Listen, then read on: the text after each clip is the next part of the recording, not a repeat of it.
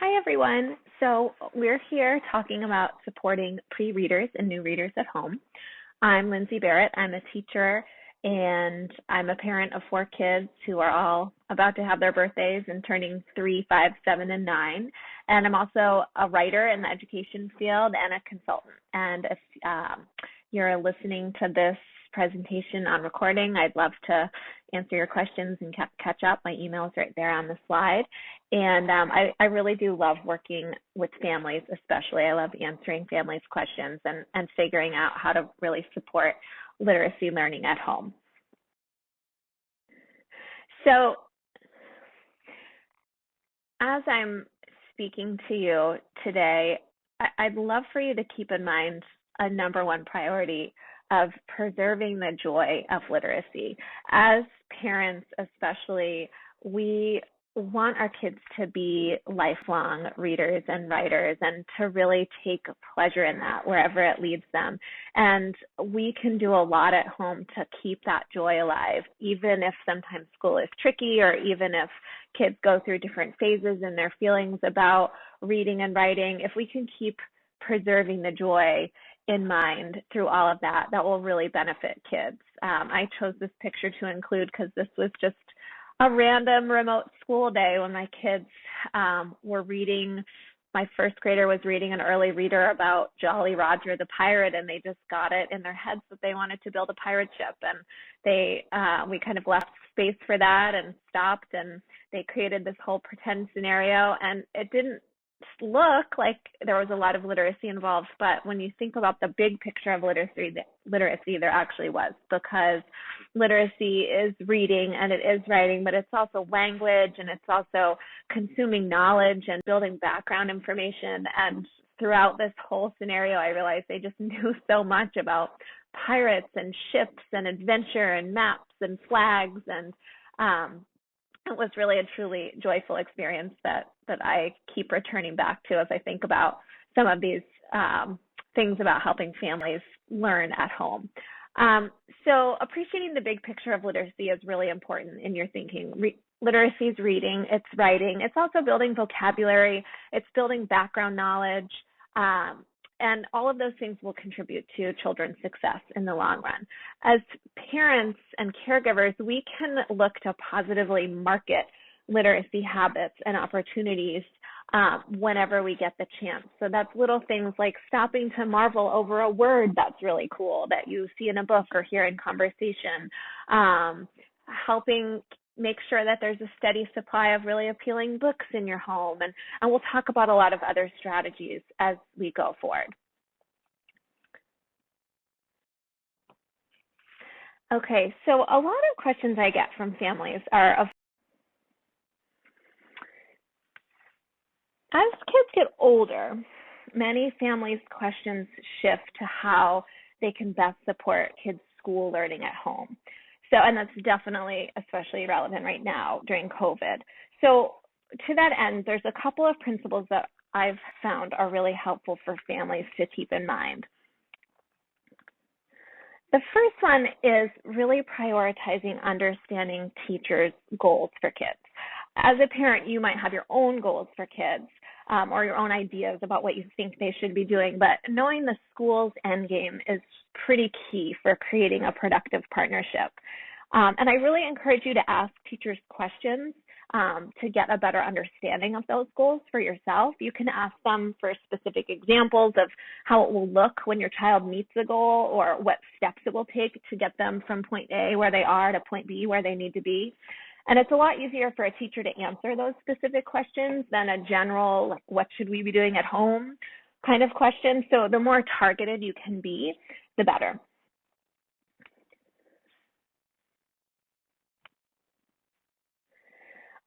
Another thing to keep in mind is that most kids work really well with routines and repetition. So trying to learn about the exact language that teachers use at school to name or explain strategies can be really helpful. If you then use the same language at home, kids have that light bulb of, oh, I know what they're talking about. We learned this at school. And there's no confusion over trying to explain the same thing in a lot of different ways. So this picture is of my son's reading practice books from school, from his first grade class, and a sheet that was sent home with the reading strategies that his class has learned. And he even keeps a spoon in his little bag of books because that's the way his teacher has explained reading in smooth phrases. They call it scooping up words. So we try to use all that same language at home, and as much as I might like to try to explain something in a different way, I really try to stick to what he's already familiar with.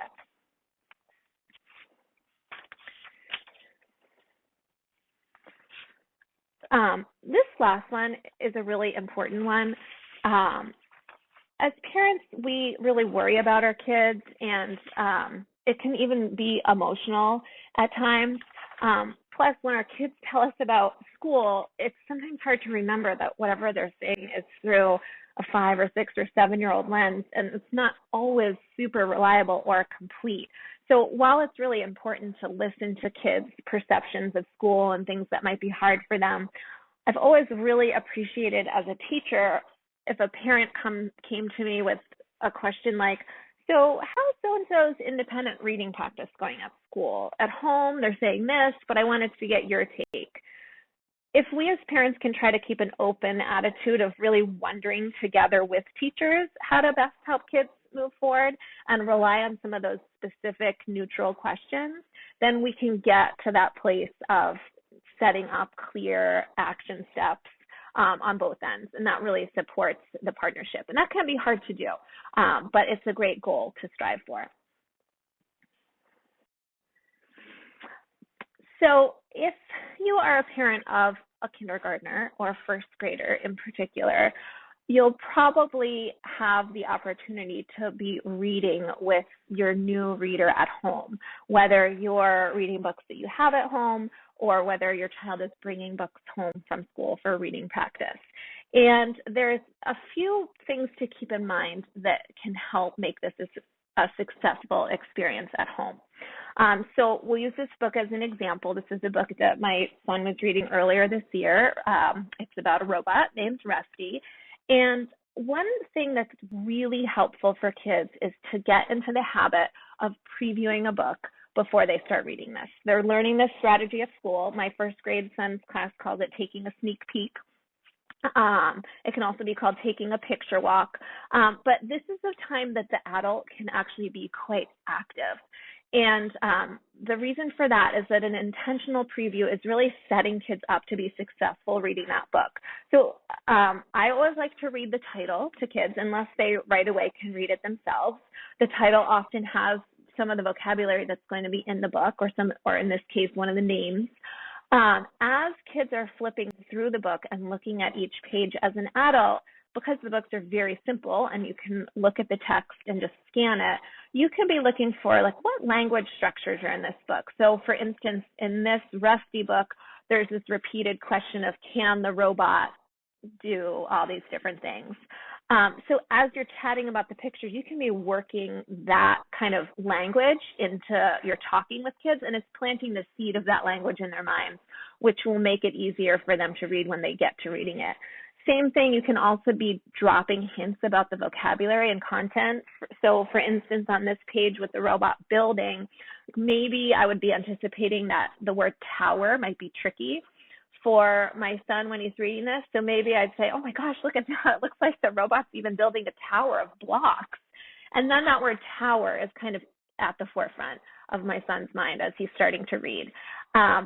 Also, proper nouns are great to introduce. So, for instance, this book has several character names. Jada, the brother, also has a name. Rusty, the robot. So as we were reading through, I would be saying those names and pointing them out in print and helping my son be ready to read those. So that preview is really helpful. Then when you're actually reading, the thing that's the hardest to do when a child gets to a point of struggle is wait. But really, wait time should be your first reaction, because if a kid is stuck on a word, new readers need a lot of time to process and try different strategies, whether they're doing it out loud or whether they're doing it silently. And by not jumping in right away, you're giving kind of a silent vote of confidence to your child that, like, I'm waiting because I think you can get this. And a lot of times that's enough. Also, there's this idea of called learned helplessness. So if a child comes to expect that we're going to jump in and tell them the word every time they struggle, then that becomes the habit. And they never really have the opportunity to try different strategies on their own. So, of course, that's great, but waiting doesn't always work because sometimes kids truly are stuck. So there's a couple things you can keep in mind to do.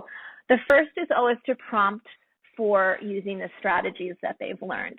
And the first strategy in general that is good to prompt for is using phonetic decoding. So whatever your child's class is calling that, in kindergarten, my kids called it stretchy snake, so saying each sound and then blending them together. It can be called different things, but we always want to be starting with phonetic decoding. And that works for a lot of words, but not always. So it's important to ask kids to consider context too, like, well, what would make sense or what's in the picture? But those strategies kind of come second to phonics.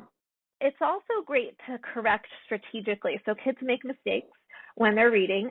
Hopefully sometimes they catch themselves, even if it takes all the way to the end of the sentence. They might realize they said something wrong.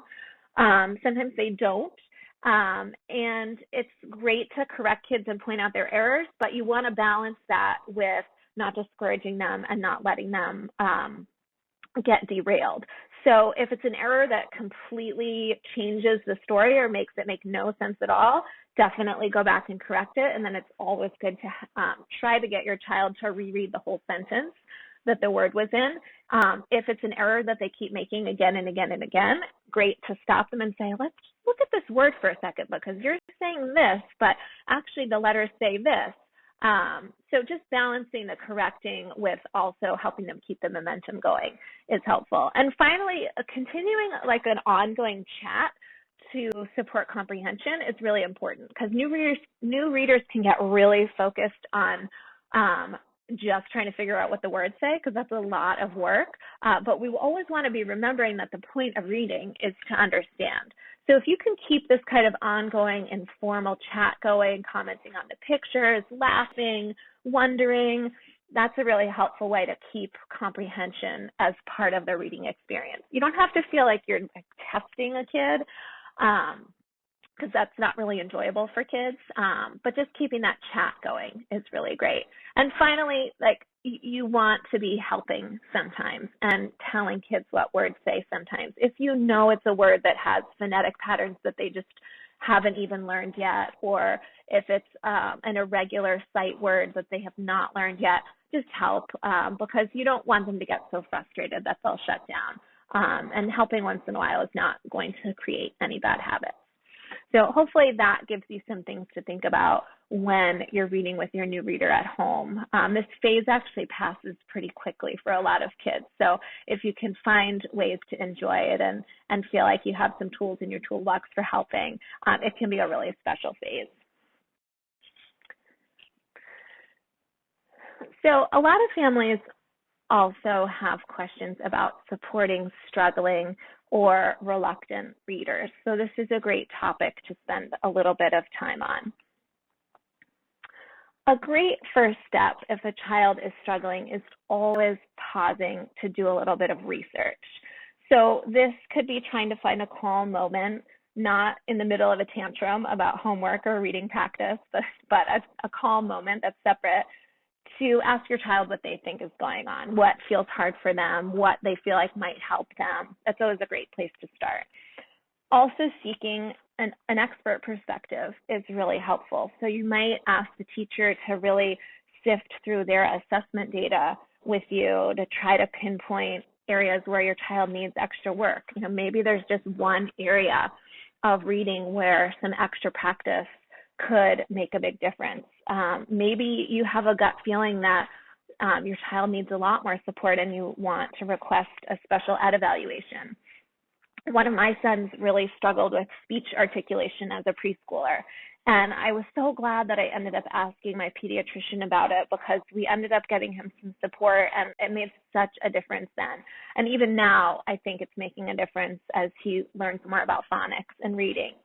But you also don't have to assume that there always has to be something wrong that you can pinpoint. It's important to remember that all kids go through these phases of slower and faster development and phases of different attitudes about a lot of things. So sometimes giving it time and finding some workable strategies to use in the meantime is also the right route.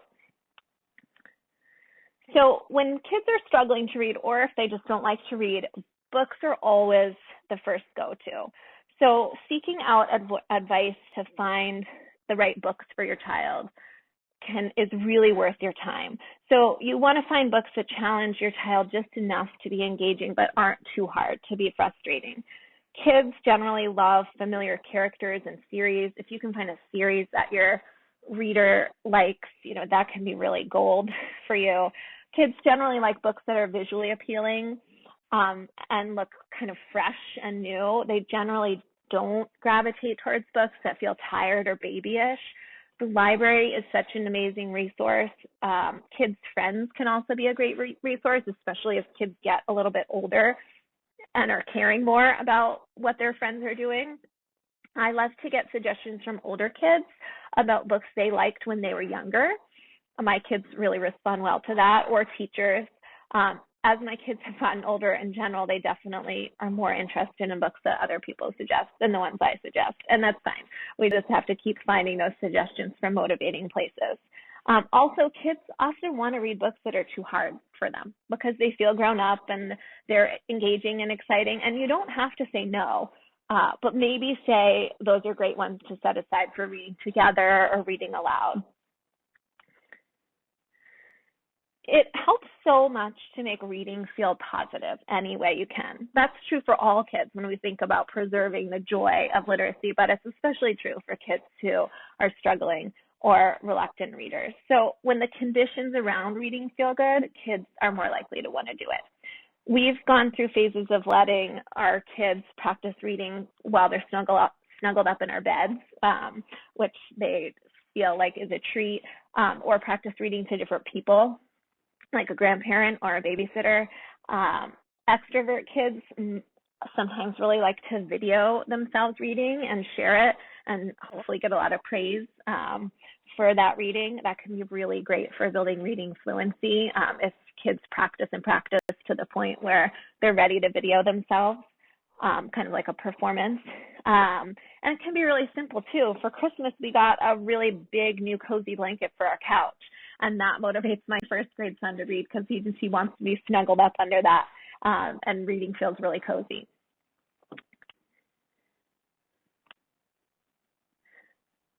Goals and tracking can really help all kids with their reading, but particularly struggling or reluctant readers.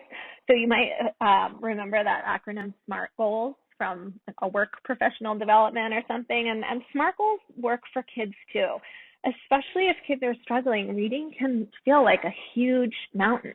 But if you can help break it down for kids into smaller pieces, like learning a list of sight words or really practicing with a specific phonetic pattern or reading for X number of minutes a day for a month, then it can feel a lot less daunting. So for instance, when my oldest was in first grade, he was desperate to read a Fly Guy book that was in his classroom library, and he couldn't read it yet. It was too hard. And we ended up talking about other books that he could read to build up to that Fly Guy book. And it was a pretty big moment when he finally did and was able to read it. Tracking can really help too. So even my adult friends lately I'm seeing are using stickers on the calendar to help themselves quit drinking coffee or work out every day or accomplish work goals. And anything visual where people can see their progress can be really helpful, and it can be really powerful for kids. There's actually a lot of research that supports tracking as helping people achieve their goals across all areas. Kind of related to that tracking idea, reading routines are really great for kids because they help build habits, and habits that support reading achievement, because of course the more we practice anything, the better we get at it. Routines can also eliminate a lot of arguments for kids, which can be really helpful for families. Both my first and third grade kids' teachers have assigned 20 minutes of reading practice at home each weekday. So we've set up a couple of routines to help that happen without a lot of arguing. So for my first grader, he reads to me for 10 minutes in the afternoon before he watches his little afternoon TV time, and then 10 more minutes before I read Harry Potter to him at night. So 10 minutes is about the amount of time where he can really be focused and doing his best work, and he always knows that he's looking forward to something right afterwards. My third grader reads his 20 minutes while I'm putting his siblings to bed, and he likes that gives him something to do. And both of my kids, as I mentioned earlier, have their own watches and they set their own timers. So that's a little bit of extra motivation for them. It can be helpful to have a conversation with kids about what routine they think will work best for them. Sometimes kids come up with really great ideas, and then it gets them to buy into that routine too if they've helped create it.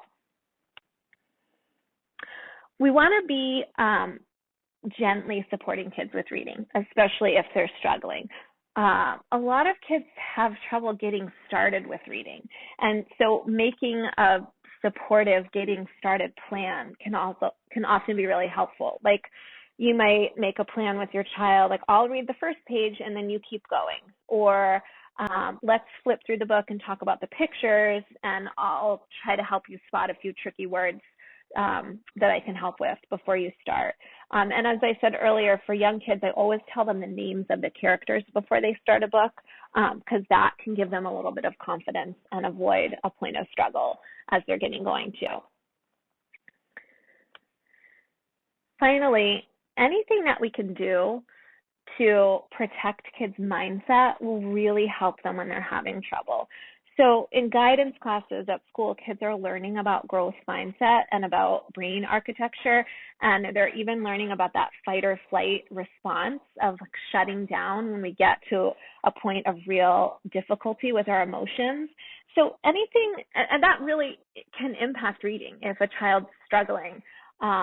Anything that we can do to help loosen kids up about reading, like just using humor or giving a little extra comfort or giving some really genuine praise to build that child up, all of that helps them to be in their best place to read.